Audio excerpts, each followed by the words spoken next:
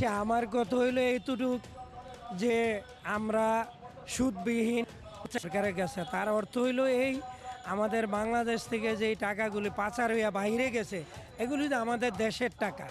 তো এখন আমরাও জানতে পারছি যে ডক্টর ইউনূস কিছু সংখ্যক টাকা বাংলাদেশে ব্যাংকে আনছে।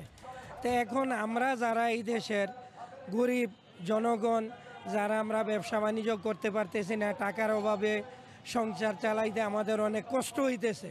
তো এখন আমরা যদি সুদবিহীন এই ঋণ পাই তাইলে আমরা খুবই উপকৃত হব এবং সংসারী বাস আমরা ঠিকমতো চালাইতে পারবো বা ব্যবসা বাণিজ্য করতে পারবো। এই আমার অনুরোধ বর্তমান সরকারের কাছে। এই বলে আমি আমার বক্তব্য। আসসালামু আলাইকুম। আমি অহিংস গণ অভ্যুত্থানের একজন সংগঠক। আপনারা চেনেন আমি আমার বাড়ি কচুয়া, থানা কচুয়া, জেলা চাঁদপুর। আমি অহিংস গণ অভ্যুত্থানের একজন সংগঠক। আমরা চাচ্ছি যে গরিব মানুষ, অসহায় মানুষদেরকে বিনা সুদে বিনা পুঁজিতে ব্যবসা ও সংগঠনের জন্য কাজ করার জন্য। আমরা চাই যে কেউ সুদ নিয়ে ব্যবসা যেমন না করে। আমরা চাচ্ছি যে গণ অহিংসতার মাধ্যমে আমরা চাচ্ছি যে বিনা সুদে বিনা পুঁজিতে আমরা বাইরের টাকা, পয়সার টাকা আনে আমরা সবাইকে দিতে বাধ্যতামূলক। তার জন্য চাচ্ছি যে আমরা বিনা সুদে। জেলা থেকে, রামগতি উপজেলা থেকে এসেছি। গণ অভ্যুত্থান সংগঠক মোহাম্মদ আরিফুল ইসলাম।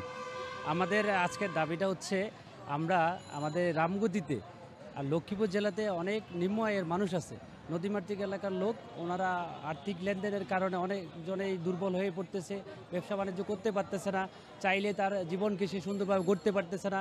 তার জন্যেই আমরা এই গণ অভ্যুত্থান সংগঠনের সাথে যোগদান করেছি। আমরা চাচ্ছি আমাদের এই নিম্ন আয়ের মানুষগুলো যাতে জীবনকে সুন্দরভাবে সাজাতে পারে।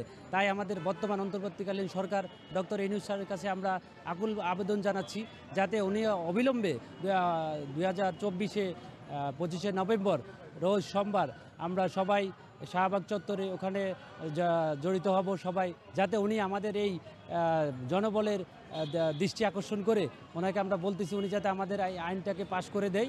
তাহলে আমরা খেটে খাওয়া মানুষগুলো আমাদের এই জীবনটাকে সুন্দর করে সাজাতে পারবো বলে আমরা আশাবাদ বলে রাখতেছি। অহিংস আমরা যে দাবি নিয়ে আজকে আসছি, অহিংস গণ অভ্যুত্থান দেশ নামক একটা সংস্থা। তো আমরা চাইতেছি বিভাবে আমাদের থেকে হাজার হাজার লক্ষ কোটি টাকা নিয়ে গেছে, এটা সাধারণ জনগণের। তো আমরা যে কারণে আসছি যে আমরা চাইতেছি দুর্নীতির যে টাকাগুলো আছে, হাজার হাজার লক্ষ কোটি টাকা বিদেশে পাচার করে দিছে এবং বাংলাদেশে পুঞ্জীভূত আছে। তো আমাদের যে দাবি সেটা হয়েছে অহিংস গণ অভ্যুত্থান বাংলাদেশের মাধ্যমে মোস্তফা আমিন স্যারের নেতৃত্বে আমরা চাইতেছি এটা সাধারণ জনগণ জানি এই টাকাটা তাদের অধিকার তারা ফিরে পায়। বাংলাদেশের স্বাধীনতার পর সংবিধানে 7-1 অনুচ্ছেদে বলা হয়েছে জনগণ হয়েছে মানে মালিক, দেশের মালিক। তো সেই জিনিসটা আমরা আজকে সব দিক থেকে আমরা গেলাম সুবিধা বঞ্চিত। তো আমরা চাইতেছি আমাদের সেই অধিকারটা বঞ্চিত। তো আমরা চাইতেছি আমাদের সেই অধিকারটা আমরা যেন ফিরে পাই। দেখেন আপনার মালয়েশিয়া, সিঙ্গাপুর আমাদের দেশের পরে তারা স্বাধীনতা লাভ করছে, কিন্তু তারা আজকে কত বড় আর আমাদেররা কত গরিব। কেন গরিব?